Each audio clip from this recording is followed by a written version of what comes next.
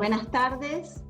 Es un gusto volver a compartir en HBM Talks una nueva charla. Hoy tenemos una charla muy especial sobre procedimientos y experiencias hacia la nueva normalidad, donde vamos a poder compartir experiencias con el auditorio. También vamos a compartir experiencias y preguntas.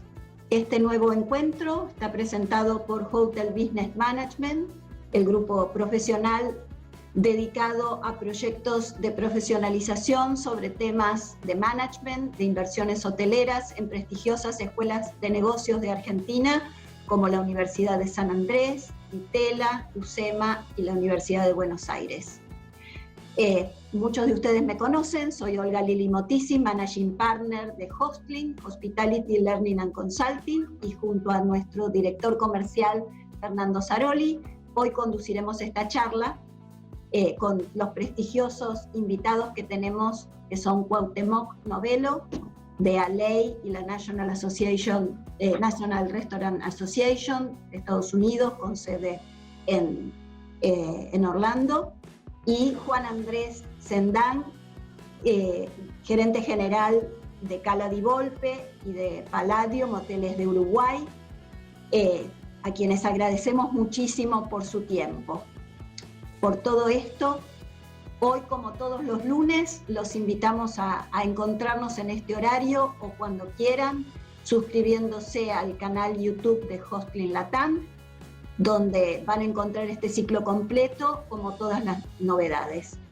También nos pueden seguir por NM Miami, radio online desde la ciudad de Doral, en Miami. Voy a hacer una muy breve presentación de cada uno de los panelistas que hoy nos acompañan, que tienen una experiencia valiosa.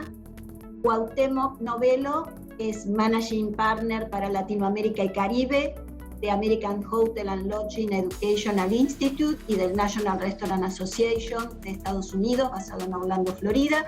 Es originario de la Ciudad de México, donde estudió Ingeniería Electrónica en la Universidad Iberoamericana y cuenta con un MBA de la Universidad de Miami. Ambos tienen experiencia de la misma cantidad de años, de 20 años de trayectoria en la industria de la hospitalidad, trabajando para empresas prestigiosas como Meliá Hoteles, Blue Diamond Resorts, AM Resorts, Viva Wyndham, SPI, en donde Cuauhtémoc ha desarrollado su expertise en áreas como marketing, ventas, guest service y tecnología. Y por su parte, Juan Andrés Sendán, gerente general de Cala di Volpe Boutique Hotel y de Palladium Business Hotel de Uruguay, es un profesional de la industria de la hospitalidad que estuvo a cargo del startup del primer hotel boutique de Montevideo y también de la reingeniería del Palladium Business Hotel con un turnaround de 1 año. Anteriormente había sido gerente de Meliá Hoteles, donde, bueno, esta empresa, esta cadena, en los dos casos han tenido trayectoria.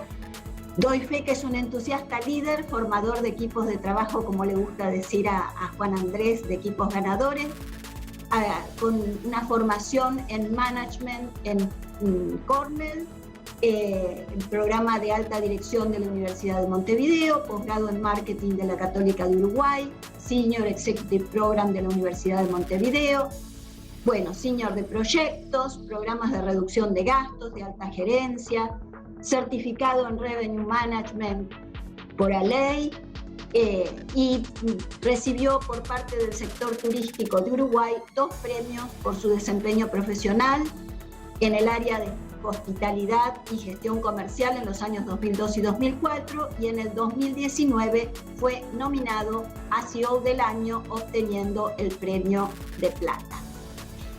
Bueno, con esto la audiencia se da idea del nivel de experiencia que cuentan ambos profesionales, y lo interesante en este caso es analizar esta temática con una visión internacional, en experiencia de países que están saliendo de la pandemia con, bueno, situaciones diferentes y que nos pueden contar desde tema de procedimientos hasta experiencia en primera persona cómo están viviendo esta situación.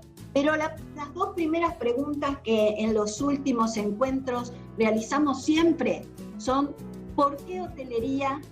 ¿Y qué es para cada uno de ustedes el mundo de la hotelería? Porque muchas veces nos escucha, nos ven gente joven que recién se está arrimando al sector, que a veces tienen una dimensión o muy pequeña o demasiado idealista. Entonces nos gusta aterrizar con estas primeras preguntas.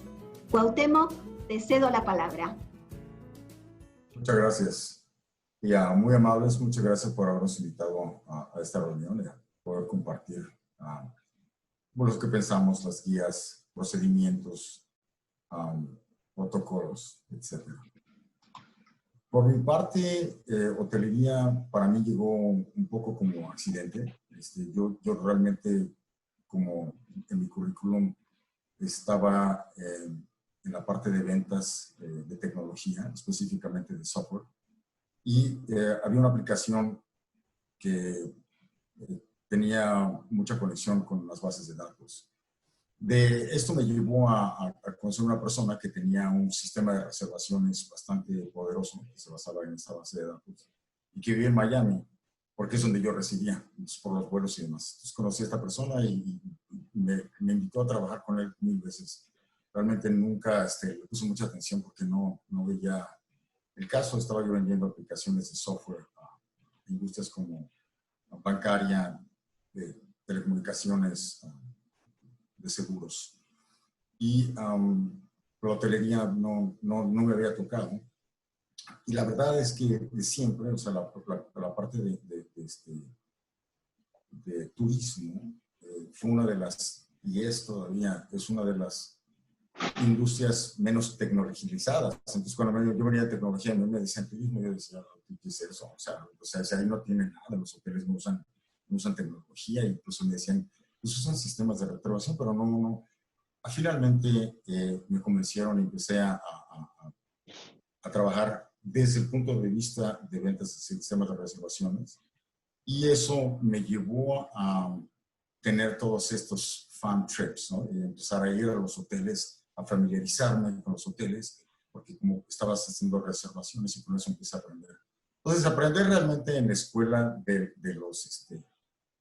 las buenas trompadas, como por ahí dicen, en la calle, y estuve aprendiendo realmente así por aprender tecnología. Me llevó bastante tiempo realmente en comprender las diferentes partes de los hoteles, pero pues agraciadamente fui obteniendo la experiencia poco a poco, hasta que después de un buen tiempo, Hoteles Meliá vieron que posiblemente les puede ayudar en varios en varios departamentos.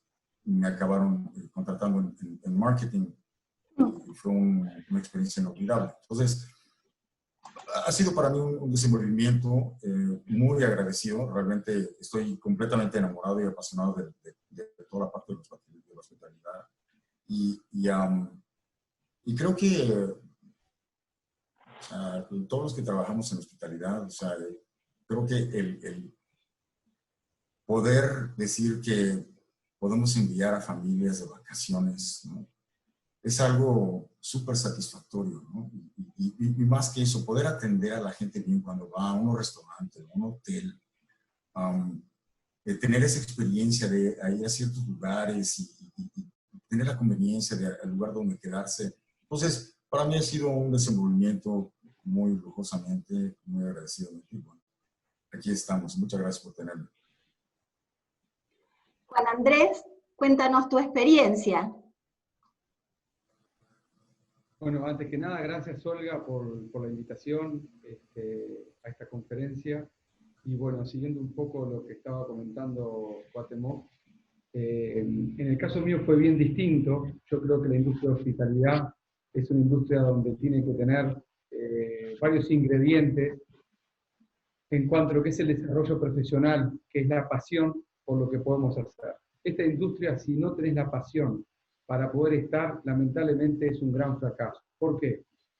Porque todos asociamos la hospitalidad con los viajes, el placer, los all inclusive, los aeropuertos, el disfrutar, el vivir experiencias.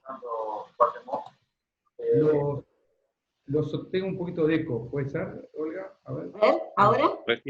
Ahí perfecto, ahí perfecto. Sí. Entonces en mi caso, yo la verdad que tuve la oportunidad con apenas 19 años, estaba en facultad de Economía, haciendo Administración de Empresas, y sale una carrera en el Uruguay totalmente nueva, que era de Hotelería y Gastronomía. Averigüé, y a mí siempre me gustó mucho el contacto con la gente, y lo que me gustaba mucho era el sistema donde interactúan muchos elementos de una compañía, vaya a ser, llámese, recursos humanos, marketing, logística, alimentos y bebidas, operaciones, es decir, la parte de atención al cliente, get service, mantenimiento, es decir, que integraba todo. Entonces era una carrera que me atraía mucho. Lo que yo no sabía que estudiando Facultad de Economía, dentro de la Escuela de Hotelería, yo iba a estar haciendo guardias de guante blanco, vestido de velcro, donde mis amigos pasaban y se reían, y me cargaban diciendo, no entendemos cómo tus padres hayan trabajado y hayan invertido tanto para que vos estés de portero, de parte en chiste, ¿a dónde querés llegar? Y yo lo que decía es que a mí realmente me gusta mucho lo que hago, me gusta mucho servir, me gusta mucho conversar, y quiero aprender de esta industria. Entonces empecé a hacer la carrera en paralelo, y tuve la oportunidad el año 1998 que entré en la compañía Sol Meliá, donde fue mi gran escuela.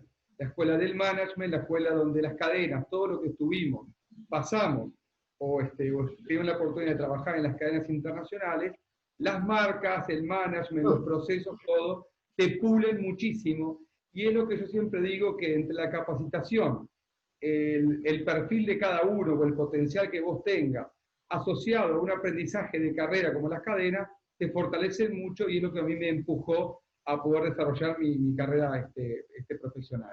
Pero insisto de que a todos aquellos que quieran, jóvenes que capaz que están escuchando, que quieran incursionar en la carrera de la hospitalidad, es algo espectacular, pero tenés que tener lo tenés que sentir, si no vas a tener el fracaso, porque es una industria de 24/7. Ahí está el tema, esa es la clave. No es que de lunes a viernes yo termino, es una industria y tiene grandes satisfacciones.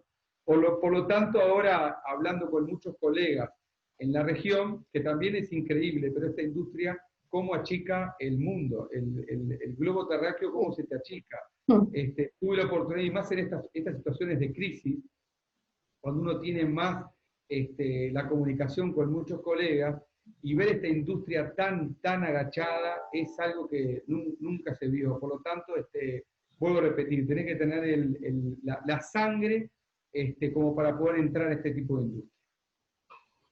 Gracias, Juan Andrés. Cuauhtémoc, me gustaría que le cuentes a la audiencia qué es ALEI y qué es la National Restaurant Association, porque es la organización mundial de certificaciones profesionales para este rubro por excelencia, y vos lo vas a explicar con mayor profundidad. Bueno, empiezo por el orden que me lo preguntaste. ALEI es el American Hotel and Lodging Educational Institute, y fue concebido hace 67 años, en 1953, como el brazo de educación, certificación y entrenamiento de American Hotel and Lodging Association, que es la asociación estadounidense de hoteles. Y esta asociación fue fundada hace 102 años. ¿Por qué salió ALEI? Pues básicamente la asociación salió porque empezaron a surgir una cantidad de hoteles y moteles a través de Estados Unidos, cuando en los 50, en los finales de los 40, 50, se empezaron a construir las carreteras en Estados Unidos.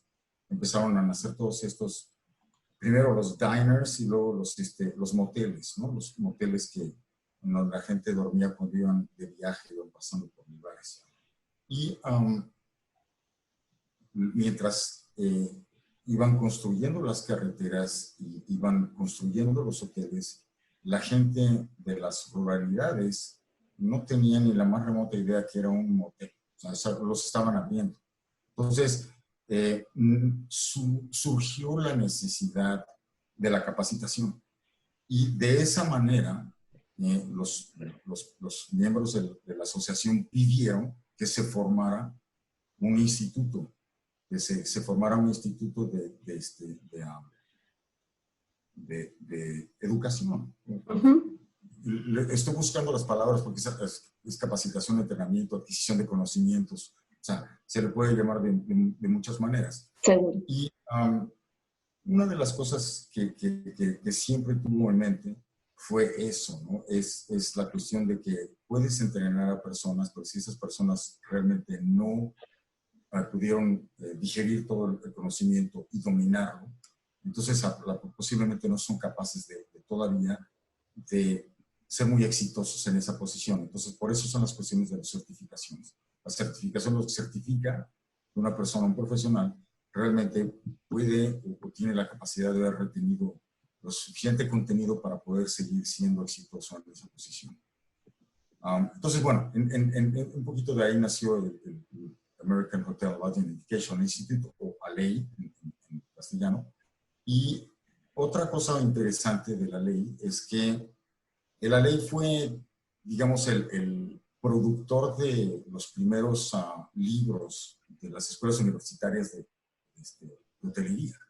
O sea, de hecho, las escuelas universitarias de hotelería las formaron a esas carreras porque vieron esos libros y dijeron, mira, aquí hay un rubro que posiblemente podamos empezar a educar a la gente. Entonces, de ahí empezaron a salir las carreras universitarias por estos libros de la ley. Entonces, bueno, el contenido educativo que ha desarrollado a través de todo este tiempo es muy, muy, muy vasto y es muy interesante cómo ha surgido. Entonces, bueno, es un poquito en un ascensor del Empire State, lo que es la ley, ¿no?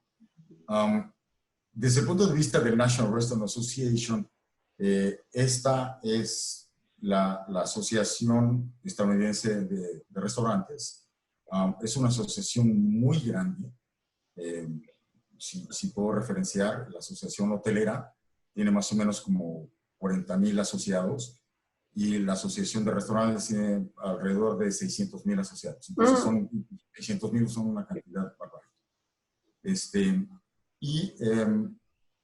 La asociación National Restaurant Association fue creada justamente por 3 razones. Una, para poder ayudar a los asociados de los diferentes estados, porque cada estado tiene una asociación estatal de restaurantes. ¿Cómo poderlos ayudar a nivel nacional con las cuestiones de leyes? Las cuestiones, cómo se deprecian las propiedades, qué tipo de restricciones tienen los propietarios para entrar o para salir de los mercados, cuánto a inmuebles o cuánto a rentabilidad de inmuebles a largo plazo, con respecto, por ejemplo, a hoteles, seguramente también en Argentina y en otras partes de América Latina. Muchos de los hoteles de Meliá no eran de Meliá. Eran hoteles de otras personas, de los constructores, inversionistas. Ellos realmente son los dueños de las propiedades, de los terrenos, y bueno, tienen que manejar esas marcas. Entonces, ir a rentar una propiedad la tienes que hacer por 25 años. Entonces, hay muchísimas cuestiones desde el punto de vista reglamentario y de leyes que tienen que protegerse. Una de las cosas que ha sido muy exitosa es en el pasado se depreciaban en 15 años los inmuebles en Estados Unidos y el National Restaurant Association pudo lograr que se deprecien ahora los inmuebles en 30 años. Entonces, la verdad es que para el propietario es un avance muy fuerte porque te da un chance muchísimo más grande de poder desarrollar una marca, poder desarrollar diferentes cuestiones cuando se refiere a un restaurante, ¿no? Franquicias, etcétera, poder crecer. Entonces ha hecho esa parte. Por otro lado también, también por ahí en los 50 con todas estas cuestiones, con todo este crecimiento de los diners, ¿no? Los primeros restaurantes, había muchísimos buffets, cosa que creo que se va a poner por stand-by por un tiempo, los buffets y todo eso por lo que hemos estado oyendo. Pero los buffets trajeron una cosa muy interesante, que es que trajeron seguridad o salubridad alimentaria. Mucha gente se envenenó. O sea, se quedó la ensalada de papas o de patatas, se me olvidó cómo se les dice, se arranció y a las 6 horas, 8 horas es veneno puro y a la gente le hizo mucho daño. Y la verdad, el primer envenenamiento fue por la ensalada de esa con mayonesa y papas. O sea, es venenosísima cuando se pone muy mala. Entonces, de ahí, o sea, cuando pasó esto, pues obviamente el restaurante que le sucedió quebró todo esto muy rápidamente y tuvieron que desarrollar protocolos de protección a la salubridad o seguridad alimentaria, que ahora se le llama food safety. Entonces se desarrolló una cantidad de protocolos de seguridad alimentaria y después se desarrollaron todos los entrenamientos y certificaciones de la seguridad alimentaria o food safety. Entonces, esa es otra de las cosas que ha hecho mucho la National Restaurant Association. Está muy conocido también por eso. Y una tercera de las otras cosas que hace National Restaurant Association, que es muy conocido por ese show que todavía va a suceder el próximo año en Chicago, que es donde es un show, si no han ido y tienen la oportunidad, vale la pena ir. Va muchísima gente. La última vez que yo fui había como 80,000 personas y 3,300 stands, una cosa así. Para pasearlos, o sea, los 3,000 stands es un paseo de varios días y tienen ahí una cantidad de innovación culinaria, de restaurantes y demás, y o sea que es impresionante. Y el booth que vi de Argentina la vez pasada, muy bueno. Lo único que hicieron fue hacer asar churrasco y o sea, el éxito fue brutal. O sea, todo el mundo dice, ¿dónde está el bife argentino? Yo, o sea, le decía esto por ahí, ¿no? Vaya para allá tempranito a hacer la cola para el bife, ¿no? Y pero tienen ese tipo de cosas. Entonces, esa es la otra parte que tenemos, aparte de la protección de las leyes, la parte de la seguridad alimentaria, las capacitaciones y certificaciones, esa parte, y la parte de los trends del show de Chicago. Bueno, muchas cosas. Nosotros en el encuentro anterior hablamos sobre el tema de profesionalización y bueno, quisiera acotar que los protocolos y procedimientos son una herramienta fundamental en las empresas de servicio que, como decía Juan Andrés, son de 365 días al año, las 24 horas.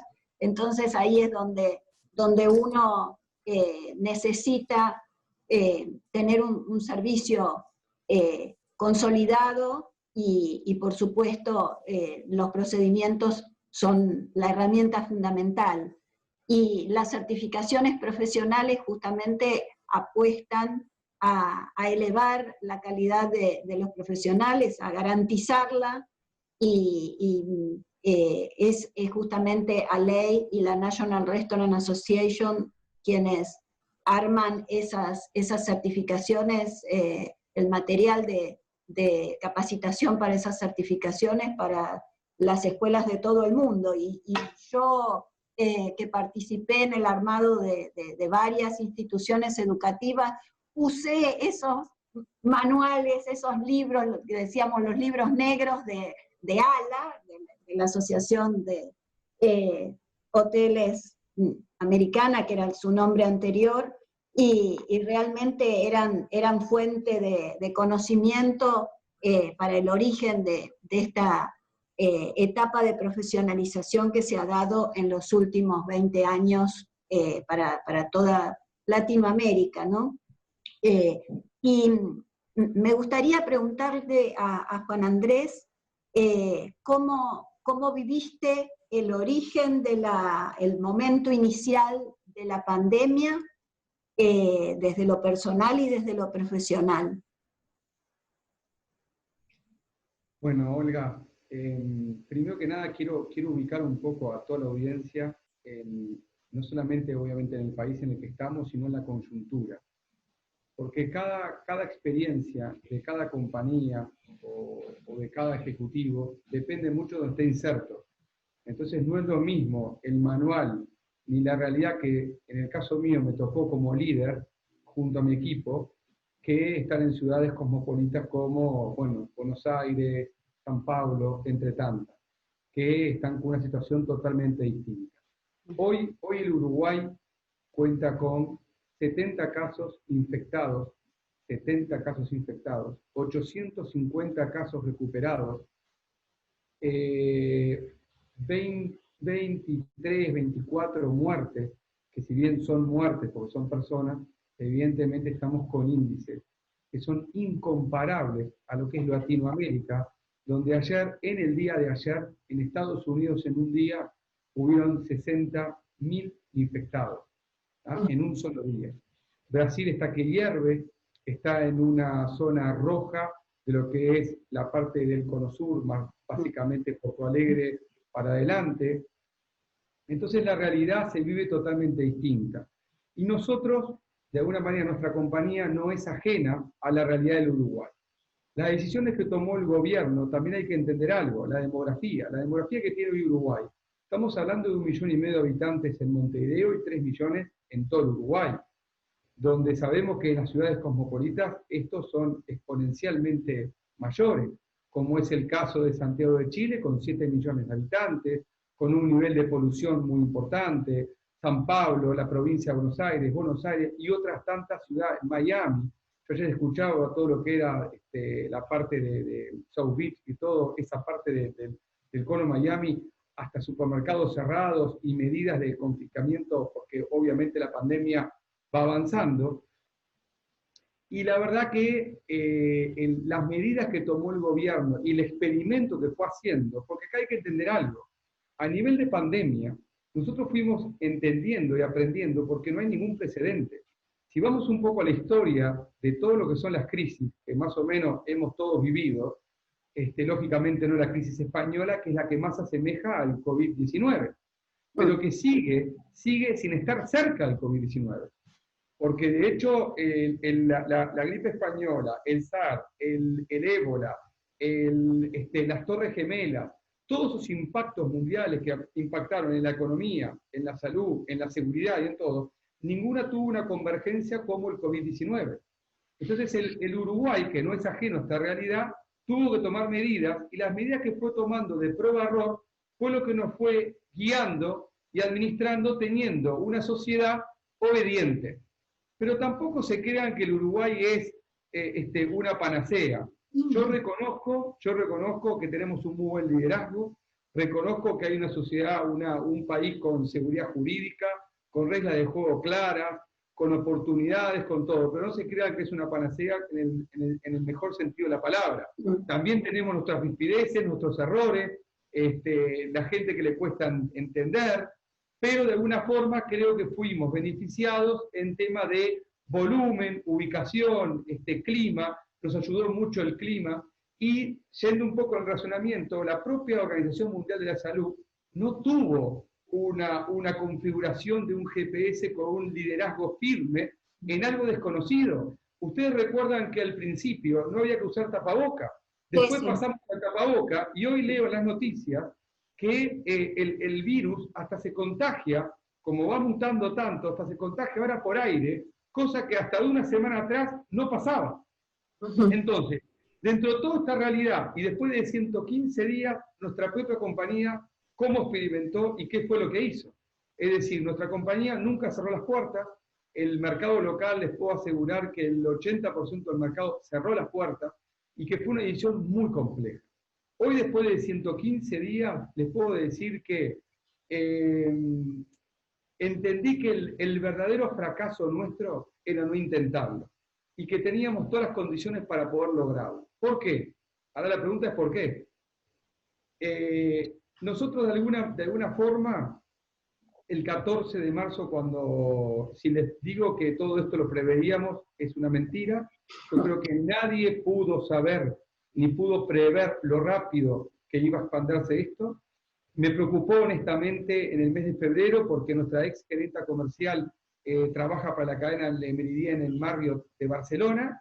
Mi hermano estaba en España y los datos que estábamos teniendo eran con un nivel de... Pero jamás podíamos pensar que el 14 de marzo iba a estallar la bomba. Lógicamente que sí, les voy a ser sincero, 10 días antes nos preparamos un poco, previendo. ¿Y por qué pudimos estar abiertos? Porque realmente tuvimos 3 columnas vertebrales que yo entiendo, o mejor dicho, a mi leal saber y entender, creo que fueron claves, que fueron pilares fundamentales para la toma de decisiones. La primera es contar con un equipo humano, en cuanto a lo que es los recursos humanos de la compañía, formidable, en cuanto a actitud, profesionalismo, empatía. Lo segundo, una compañía sin endeudamiento y con un cash flow sólido. Esto que parece como un mensaje de management sencillo, les puedo asegurar que no se encuentra en la vuelta a la esquina. Con las cuentas totalmente pagas, con un cash flow sólido, y lo tercer pilar y fundamental, un directorio, no solamente profesional y sólido, acompañando las decisiones en cuanto a lo que fue el diseño de un protocolo. Es decir, nosotros el 14 de marzo, hacía 10 días que habíamos tenido un plan de contingencia de cara a lo que podía llegar a pasar. Que les repito, jamás de los jamases pensamos que esto iba a ser realidad, ni que esto iba a ser un impacto tan grande como el que vivimos. Porque el COVID-19 nos encorsetó a toda la industria. Nos dejó totalmente encorsetados sin movimiento, donde lo que prevaleció fue la oscuridad, donde lo que prevaleció fue la incertidumbre, lo que no dejó capacidad de acción inmediata de nada, porque cuando se te corta la venta y el pick-up de cancelación de reserva es superior a la propia reserva, uno ve cosas sin precedentes, y es lo que podemos empezar a vivir. Entonces lo que hicimos fue, en ese plan de contingencia, diseñamos un protocolo interno de seguridad, luego lo que armamos fue un organigrama como un comité de emergencia, un entrenamiento al personal con todas estas medidas de seguridad de cara a algo desconocido, la verdad, totalmente desconocido. Luego lo que hicimos fue, en función del cash flow, pasar a un cash flow de emergencia, justamente para resguardar todos los recursos. Y la quinta fase de este plan de acción era cerrar el hotel. Les puedo asegurar que llegamos hasta el punto de la fase de todo este plan de contingencia número 4, en el cual el propio personal preguntaba por qué la industria había cerrado y estaban seguros de desempleo, que es otra ventaja competitiva que tiene Uruguay, y el hotel nuestro no lo había hecho. La respuesta es simple: esperamos hasta último momento para ver realmente cómo venía toda esta realidad, y nos enfrentamos con algo que se enfrentó el mundo entero.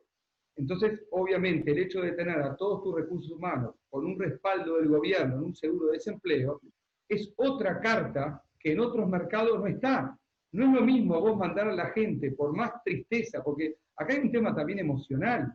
Acá cualquier CEO, cualquier directivo, cualquier compañía internacional, cualquier empresa, cualquier industria, cualquier buen padre de familia o madre de familia que tenga que poco menos cerrar una empresa con una situación sin precedentes, es no solamente triste, angustiante, sino lo que te hace entrar en un túnel oscuro que vos sabés que hay luz.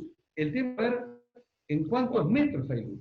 Claro que sí. Entonces, esa vivencia que uno tiene, tenés que agarrar, y también son ventajas competitivas que, vuelvo a repetir, que no lo tiene otro tipo de mercado. Entonces lo que hicimos fue empezar a trabajar mucho en el día después. Y de ese día después también hay otra cosa. Tenés un cash flow sólido, tenés un muy buen personal, tenés un apoyo del directorio, no tenés endeudamiento, decidís estar abierto, bueno, pero tenés que cuidar tu caja.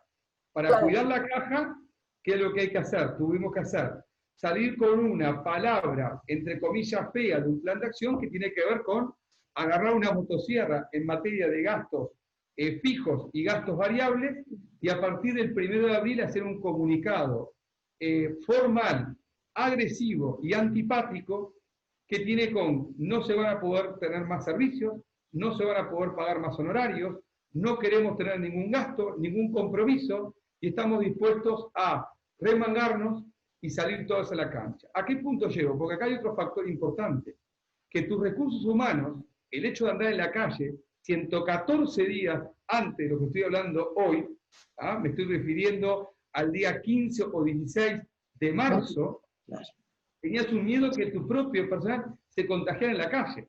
Entonces yo como gerente general en mi casa, con mi familia, y voy a dejar que el personal esté yendo y viniendo en ómnibus y todo, la respuesta es no.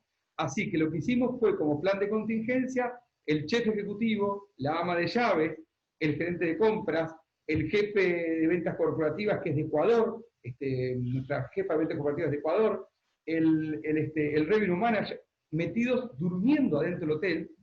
Increíblemente, nuestro encargado de compras, aprendiendo el sistema Opera, el sistema Micros, haciendo reservas, atendiendo mesas, haciendo de mozo. ¿Y qué ocupación tuvieron, Juan Andrés, en este periodo? ¿Cómo? Ahí está el tema. Nosotros tuvimos quizás la ventaja de, como somos una compañía mediana, un grupo de alojamiento era gente que estaba homologado por el gobierno para ir y venir de Argentina. Y algo de Brasil, y teníamos gente de Canadá, Buenos Aires y Estados Unidos viviendo en el hotel que no pudieron viajar. ¿Ah? Pero también hay otra cosa. En ese momento, 114 días anterior a la fecha que estoy hablando, había un gran miedo de desabastecimiento de mercadería. Sí. Tuvimos que hacer un stock como para poder pasar y decir por 30 días podemos estar tranquilos. Y empezamos a trabajar en un equipo, en un brainstorming en cuanto a lo que era la implementación de cara al servicio y la seguridad. Primero estaba la seguridad nuestra para poder transmitir seguridad al resto. Obviamente que ese protocolo lo fuimos perfeccionando, lo fuimos cambiando, agarramos nuestro business plan y nuestro budget del año 2020, lo dejamos adentro de un cajón, nos pusimos todos un mameluco y salimos a la cancha a atender a los pocos pasajeros que teníamos, pero teníamos convencido de que a través de lo que era la empatía, la seguridad, la higiene y tener un protocolo formal nos iba a llevar al éxito, desde lo que es la recepción de mercadería hasta lo que era la división. El gobierno obviamente necesitó 100 días para poder elaborar un protocolo formal. ¿Por qué? Porque hay que entender que el camino público y el privado, la toma de decisiones, no son los mismos tiempos. Nosotros no solamente compramos mampara para hacer las divisiones de las mesas, generamos con la marca el propio alcohol en gel para las propias mesas, sacamos la mantelería, pusimos vidrios, cambiamos todas las botellas de vidrio por botellas con rosca desechables. Hicimos todo un nivel de seguridad en el garage para proveedores para la recepción de mercadería. Todo el personal no dejábamos que nadie estuviera en el hotel sin máscara de acrílico, barbijo, alcohol en gel, alcohol de Kimberly Clark en las pantallas, toda la parte de cartelería. El hotel, nuestra compañía estaba pronta, no les quiero mentir, pero cerca del 15 de abril teníamos todo implementado y trabajando y mejorando en el sistema prueba-error. Pero creo que lo fundamental y recalco es, nosotros logramos pasar 115 días de esta forma, ¿por qué? Por el equipo que tuvimos. Por la gente. El equipo que tenemos, por el directorio que hay y por el estado que tiene nuestra compañía. Y ahí viene el segundo capítulo. El segundo capítulo de todo esto para estar tiene que sí o sí generar ideas y cómo vender en un nuevo paradigma que vinieron para quedarse. Es decir, el que no entendió que el COVID-19 genera paradigmas no solamente a nivel familiar, sino que a nivel ejecutivo necesitas cambiar la cabeza y la dinámica, porque esto no es que va a ser pasajero, llegó para quedarse. Y hay que entenderlo, que hasta el día que esté la vacuna vamos a vivir en jaque, y además de todo esto, por más que esté la vacuna, con un virus tan sensible que muta tanto, nadie nos va a garantizar para adelante que esto no vaya a cambiar. Por lo tanto, este aprendizaje nos va a dejar un terreno fértil para la futura toma de decisiones. Y ahí empezamos a trabajar en el capítulo 2, que tiene que ver con toda una batería de medidas de marketing que nos hicieron cambiar, como por ejemplo el programa Invite Me que lanzamos en abril. En vez de que los eventos se hicieran en un hotel donde nadie iba a comprar ningún evento, logramos a través de un telemarketing de empresas y de todo, que obviamente imagínense, periodo de abril, que todo el Uruguay estaba inmerso en sus propias casas. Lo único que funcionaba era el Zoom. Bueno, vendimos 2 eventos por Zoom con una empresa que hizo la parte de comunicación y logística, y el hotel preparó todo, cajas con desayunos, coffee break, todo, y lo mandamos con el departamento de remis del hotel, lo mandamos directamente. De ahí sale otras ideas que fue hacer unas catas de vino, que de hecho el 23 de julio tenemos con una bodega Relais Chateau en Chile, tenemos acá en Uruguay con 40 CEOs de bancos, laboratorios y mercado de retail. Y a su vez hicimos otra apuesta más. Descubrimos, este hotel, el Cala di Volpe, tiene un ícono o una marca famosa que es el té buffet. Sí, este claro. hotel siempre se caracterizó por el té. De hecho, siempre digo lo mismo, el té es tan fantástico porque tuvimos la oportunidad de traer a gente, no porque el Uruguay sea malo, sino que trajimos la pastelera, la número 2, y el chef argentino Vaquero, del Yao Yao y del Alvear Pala. Mejoramos muchísimo toda nuestra patistería y nos convertimos en un cierto liderazgo en materia del té. Ahora, el buffet ya no va. El té, ¿quién va a venir a tomar? Entonces, desarrollamos el departamento de e-commerce, desarrollamos un packaging, desarrollamos con 15 tipos de productos, nos conectamos con las plataformas de pedido ya. Increíblemente, el punto de venta hoy está siendo un éxito. El punto de venta del restaurante. ¿Pero por qué? Por la realidad que vive este país y cómo está este mercado. Entonces, las medidas que fuimos tomando en materia de paquetes, acciones, departamento de venta y todo, fue todo acompañando el desarrollo de un gobierno que te va marcando o te va trazando un camino como para poder recorrer. Eso fue un poco en términos generales. Qué bien, Juan Andrés, la verdad felicitaciones y por detrás me quedan conceptos básicos como el tema del compromiso, el tema de una gestión ágil, estar atento, cohesionados y promover un desarrollo de ideas con creatividad y mirando para adelante siempre. Felicitaciones, Juan Andrés, excelente. Gracias, Olga. Cuauhtémoc, me gustaría que en este rato que nos queda de la charla nos cuentes todas las acciones que ustedes han implementado y que generosamente ofrecen en este tiempo difícil, porque ustedes también desde el momento cero estuvieron activos, atentos y bueno, con esa actitud de entrega de las fundaciones que están por detrás de ALEI y de la National Restaurant Association. Bueno, tuvimos una tremenda suerte de poder contribuir un poco a la situación. Y en el mes de abril y de mayo se difundieron muchos cursos gratis y gratuitamente. Pero hay una cosa que todavía se quedó, ¿no? Y es que una de las cosas que creo que fue muy buena, aparte de los cursos gratis, porque los cursos gratis creo que fue es una cosa muy buena para las personas. O sea, las personas para que no estuvieran ociosas y las personas también tuvieran ese sentido de esperanza, ¿no? O sea, de que las cosas se van a hacer. Y eso, haciendo cosas, aprendiendo nuevas cosas, entrenándose, puede ser un muy buen vehículo. Pero por otro lado, o sea, el National Restaurant Association creó unas guías. Guías son recomendaciones, ¿no? O sea, no son protocolos que estén autorizados por algunos gobiernos, mucho menos nada de eso. Pero están bastante bien hechas en cuestión a las precauciones con el COVID. Entonces, estos cursos se llaman, son gratis, están en inglés y en español. Uno se llama Guía de Reapertura para los restaurantes. Y son básicamente el tipo de cuestiones que sí creo que cabe mencionar. El monitoreo de la salud de los empleados va a ser una cuestión ahora, pues, lo va a pedir todo el mundo, lo va a hacer todo el mundo, ya no va a ser nuevo. O sea, ya nosotros también, todo el mundo está haciendo básicamente le están anunciando que le van a tomar la temperatura a distancia, todo ese tipo de cuestiones. Va a haber puntos de control de temperaturas y todo ese tipo de cosas. Una de las cosas que hemos visto, que yo vi mucho en el Caribe, en México, es que la gente no quería decir que estaban enfermos.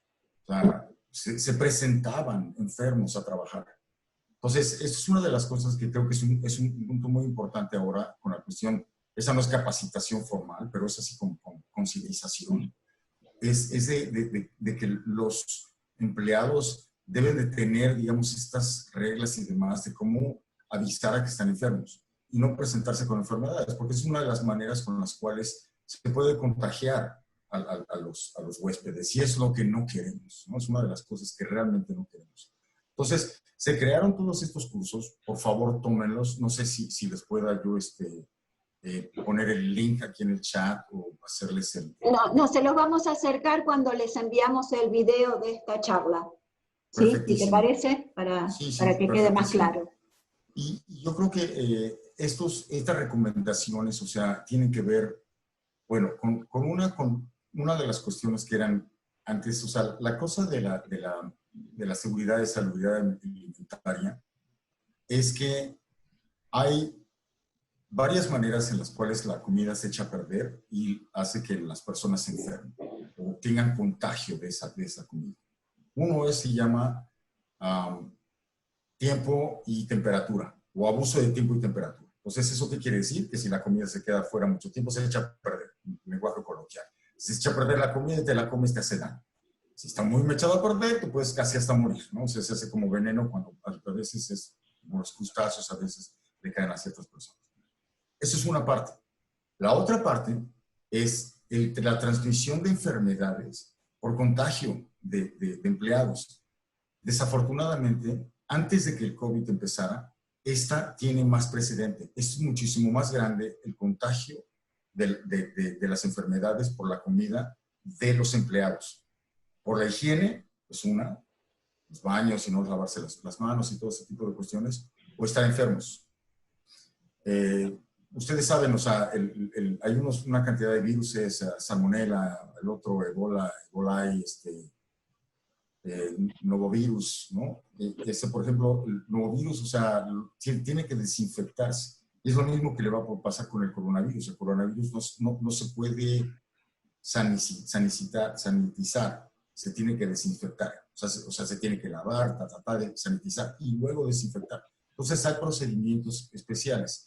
Todos estos los pueden ver en todos estos cursos. Otra vez son gratuitos. Todas las personas que los tomen le obtienen un registro de entrenamiento, record of training, muy bonito con su nombre. Y la verdad que esos 13 minutos son muy al punto. Yo lo recomiendo mucho porque esto es otra vez nuestra contribución, si se puede llamar de esta manera, y si la pueden tomar, por favor tómenla. Están en castellano, en español, es un poquito más mexicano que nada, pero pues entendible, y están ahí para servirles. Gracias, Cuauhtémoc. Y me gustaría también que expliques un poco para nuestra audiencia el valor y la variedad de certificaciones profesionales que se ofrecen, porque bueno, de esto vamos a salir fortalecidos y por todo lo que venimos conversando en esta charla y en las anteriores, evidentemente la profesionalización es un aspecto básico que nos ayuda siempre para brindar mejor servicio y para salir de cualquier situación de crisis, ¿no? Contanos un poco el tema de las certificaciones profesionales, cómo funciona y cómo es suscribirse y hacerlo. Bueno, hay la ley tiene certificaciones profesionales de todos los niveles, los niveles, digamos, base, que es guest service, por ejemplo, servicio al cliente, que para mí es requerido, para mí es algo que ojalá que todas las personas que trabajen en hospitalidad hayan tomado ese tipo de entrenamiento, si no es el nuestro otro, pero que yo creo que lo decía anteriormente, o sea, estamos en la hospitalidad es la industria de la atención, de la buena atención. Y el buen amigo ahora, Juan Andrés, mencionó la empatía. Yo creo que la empatía es el ingrediente número 1 de la hospitalidad. Y yo creo que una de las cosas que hemos visto últimamente es muchísima gente ha estado entrenando a sus personales, ahora con sus reaperturas, hasta lugares de pizza. Porque la gente en los lugares de pizza que antes llegabas y te decían, aquí está tu caja, vámonos, adiós, el siguiente, te reciben ahora, señor, ¿cómo está? Muchas gracias, muchísimas gracias, que les vaya muy bien, pónganos un review, no sé cuánto, para la siguiente vez. O sea, el nivel yo lo he sentido en las ventanitas, o sea, nosotros tratamos, yo trato de ir o sea, trabajo en National Restaurant Association, entonces tratamos de respaldar a los restaurantes, trato de ir a las ventanitas por lo menos 4 veces, 5 veces a la semana. Y ahora en las ventanitas hasta te piden tu nombre. O sea, algo que no se veía antes. O sea, yo he visto así de que, o sea, no he ido a McDonald's, por ejemplo, pero he visto, por ejemplo, Chick-fil-A y todos esos, o sea, un nivel de atención, o sea, ya de restaurante primera, ¿no? O sea, de cómo está el señor y que le vaya muy bien y le gustó su sándwich y cosas así. Entonces, yo creo que tener a nuestro personal concientizado, entrenado, capacitado, certificado en todas estas modalidades, específicamente en la atención al cliente, ese agradecimiento profundo ahorita en estas reaperturas va a ser importantísimo. Porque todo el mundo lo va a tomar, todo el mundo tenemos muchísima hambre de esa conexión, de ese agradecimiento, de volver a decir otra vez al camarero, al camarista o a las personas que nos sirven las cosas, gracias, esto y aquello. Entonces, esas certificaciones profesionales también ahorita creo que son muy importantes, o sea, creo que marcan también el carácter de cada persona, de cada personal. Creo que le dan a ver, muchísimas personas perdieron sus trabajos y ahora en las reaperturas y demás, y en los nuevos trabajos nuevos, las personas que se empezaron a entrenar rapidísimamente fueron las que tuvieron trabajo. Y eso no lo oí de mi asencia, lo oí ayer en CNN. O sea, de que las personas que ya empezaron a tener trabajos es porque se aplicaron inmediatamente. O sea, no se echaron a dormir, no se echaron a quejarse, no se echaron a victimizarse, no, sino se echaron a capacitarse, ¿no? Se emplearon a fondo. O sea, se decía mi papá, empleese a fondo, muchacho. Me decía, si no tiene nada que hacer, empleese solo. Nunca entendía lo que quiere decir hasta que después. Entonces, las certificaciones profesionales son así. Las tenemos de todas las diferentes partes de la hospitalidad. Podemos llamarle front desk, revenue management, sales, food and beverage, perdón que lo estoy diciendo en castellano, se me olvidar, management, housekeeping, room divisions. Tenemos, digamos, certificaciones en todos los departamentos y a todos los niveles. A niveles entry level, que no requieren ningún prerequisito, y a nivel supervisión y para arriba necesitan prerequisito porque esas certificaciones certifican que esa persona tiene ese cargo o ha tenido ese cargo, por ejemplo, de supervisión o de gerencia, realmente ha tenido ese cargo y ahora ha pasado un examen de un entrenamiento con una marca de 70 o 80% y con eso obtiene esa certificación. O sea, no es comprar, es obtenido. No se puede hacer nada. Me han llamado, creo que pasó también en las certificaciones que hicimos ahí en Buenos Aires del Revenue Management, que tienen que pagar por 70%. Y hubo 2 personas súper inteligentísimas que tuvieron unos 69 y otros 68 y me llamaron para decirle, ¿qué podemos hacer? Y pues fue retake, o sea, esa es la única parte. O sea, no se puede hacer nada, o sea, no se le puede pedir nada a nadie, o sea, tienen que pasar por 70. Entonces, yo creo que esas certificaciones son muy buenas, le ayudan a la gente muchísimo. Yo, la verdad, tomé muchas de estas para poder hablar del tema, ahorita que estuvieron gratuitas. En primera persona. Sí, o sea, pues sí, la verdad, o sea, lo que dije primero que pasaron estuvieron aquí, food handler, ¿por qué no? Pues es manipuladora de alimentos. Lo hice en mi teléfono gustosísimamente, tengo mi certificado. Y luego hice manager y así hice todos los que sacamos gratis, o sea, lo puse y los hice.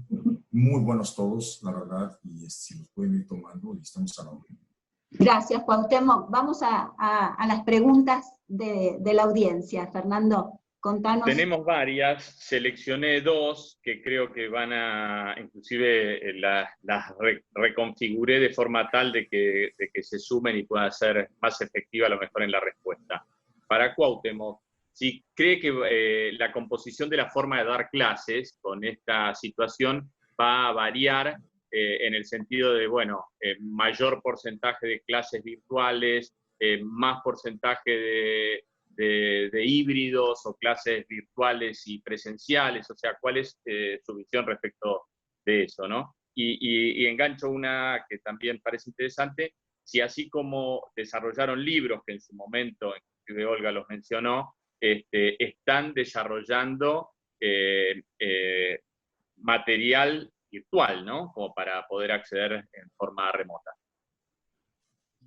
Sí. Empiezo con el último y luego me vuelves a presentar otra vez, por favor, porque tengo attention deficit disorder, ¿no? Por lo menos me quiero decir eso. La verdad es que, mira, una de las cosas que vemos es que nosotros, desde un principio, la cuestión de la educación ha ido evolucionando. O sea, si nos vamos al pasado, ¿no? O sea, que estaban los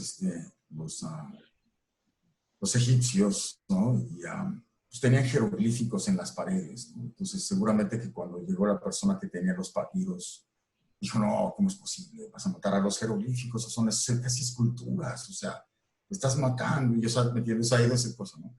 Yo me acuerdo que cuando empezaron a salir los e-books, todavía se los pude presentar a mi padre, que en paz descanse, porque me decía que cómo podías leer un libro en una computadora, o sea, no podías leer el papel, ¿no? Entonces yo le decía lo de los egipcios, ¿no? Y las cosas van cambiando. Los libros los hemos completamente cambiado.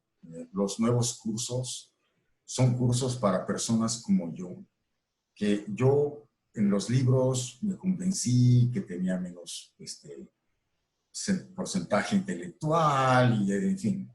Y de pronto pasé los videocursos y dije, yo, o sea, digo, fui muy necio y hice muchísimos libros, no sé cuántos años de tantas escuelas, ¿no?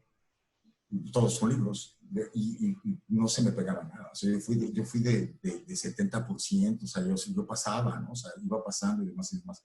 A mí me pusieron los videos y los videos han sido siempre de 89% más o menos. Entonces, la gente aprende de muy diferentes maneras, ¿no? Y eso, no, o sea, la gente, todo el mundo aprendemos, o sea, todo el mundo es inteligente, o sea, todo el mundo, lo que pasa es que no han pasado las maneras de cómo poder aprender. Y las personas que son un poquito más, pues, introvertidas, pueden aprender un poco más de las cuestiones que son online. Yo la verdad creo que las escuelas tienen que continuar como escuelas. Las personas tienen que tener contacto con las personas, o sea, porque ¿a dónde van a ir? O sea, no nos vamos a poder ir como a hoyos de hormigas ni nada de ese tipo de cosas. A fin de cuentas, vamos a tener que vivir, pues, bueno, antes decía esto, vamos a tener que vivir en algún momento con esto, va a ser algo que va a ser parte de nuestra vida. Pero yo creo que las cosas en las cuales pueden ser complementarias van a ayudar mucho. Yo creo que las escuelas se pueden ayudar muchísimo ahora mismo de tener complementos virtuales. O sea, van a poder retener a muchos de sus estudiantes por tener, digamos, ciertas credenciales que sean virtuales y que no sean caras y que enganchen a los estudiantes, ¿no? Entonces, ese por ese lado de la parte de la evolución creo que pasé a la primera pregunta antes. ¿Y la otra pregunta era? Si están haciendo material virtual, así como los libros, bueno, ya todos los pasamos a material virtual. Afortunadamente ya las escuelas grandes, o sea, los Cornells y todos estos, o sea, ellos fueron nuestros super mega clientes pues hasta los 80s, ¿no? Hasta los 80s y los 90s que ellos empezaron. Desde hecho hasta los primeros principios de las milenias nos compraban muchísimos libros.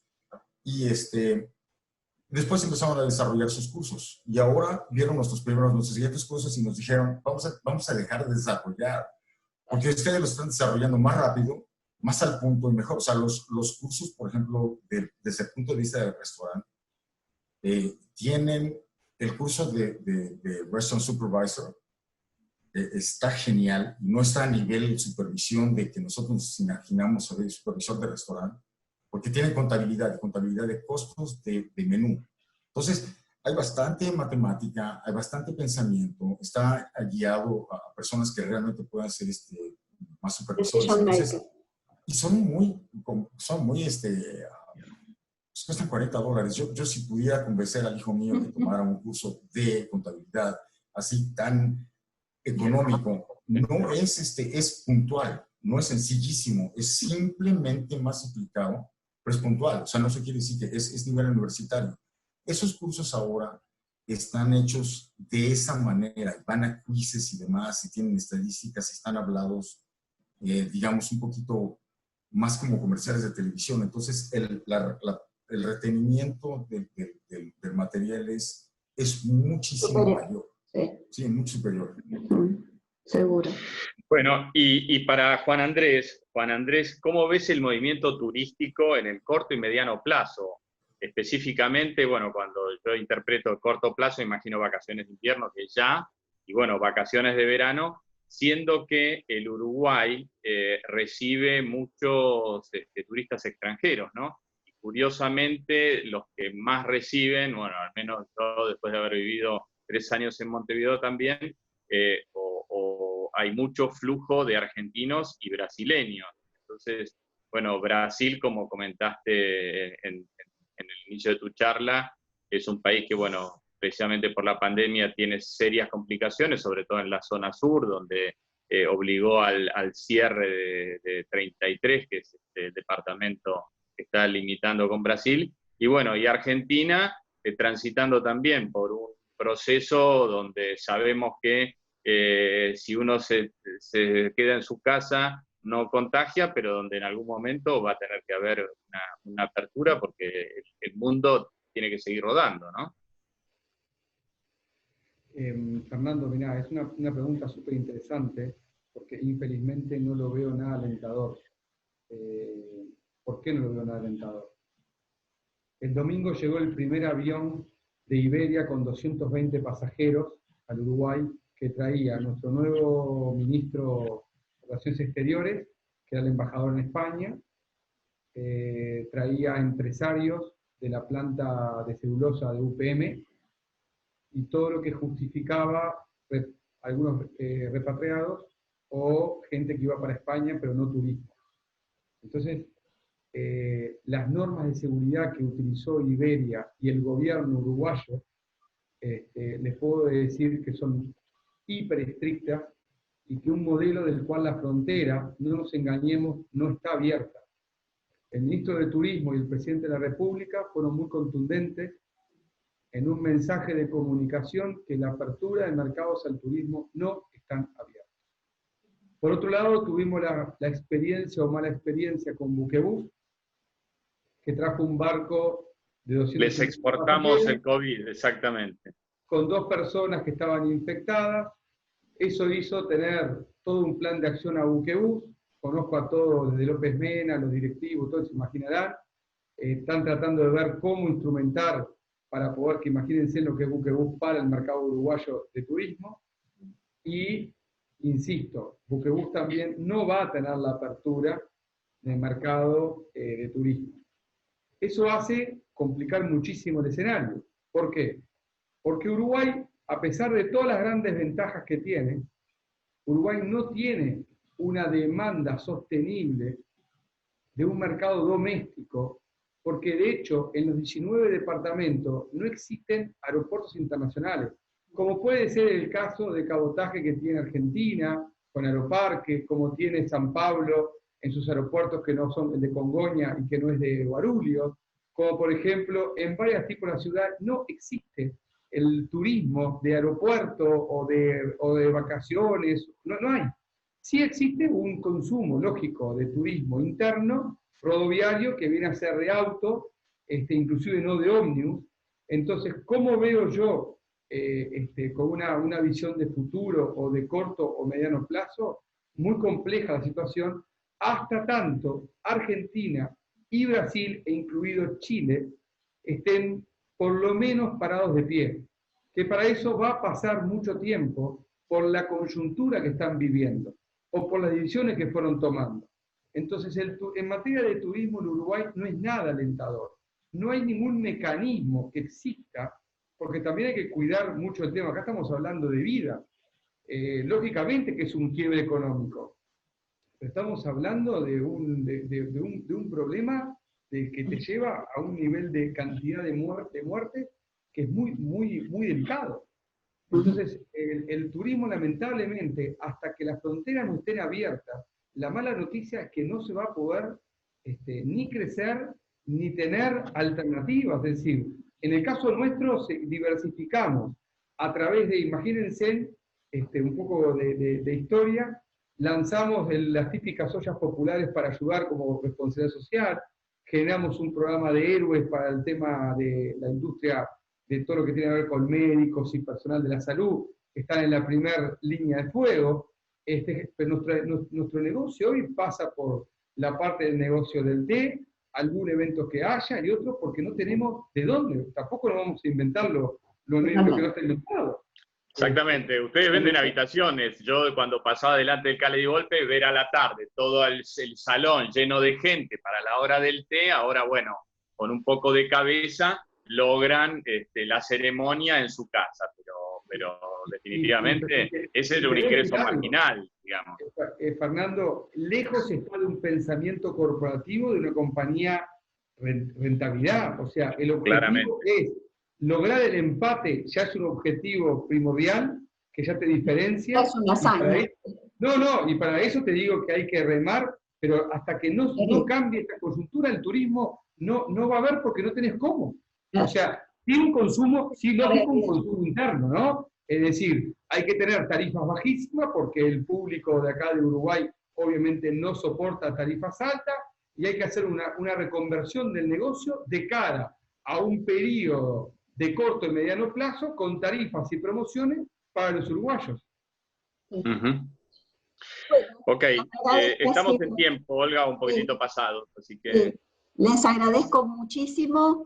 Nosotros siempre buscamos alternativas para que la gente piense, para que esté activa, pero también buscamos un testimonio de la realidad concreta, con lo cual, bueno, uno está preparado para escuchar estas respuestas duras, pero que muestran cómo es nuestra realidad.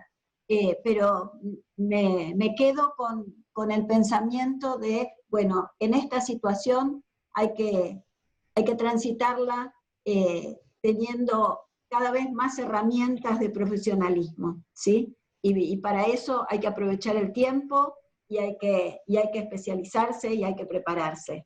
Y después, bueno, por supuesto, la importancia del valor humano, que ambos lo remarcaron, tanto para el equipo como en lo que hace al mundo educativo, donde también el capital humano es central.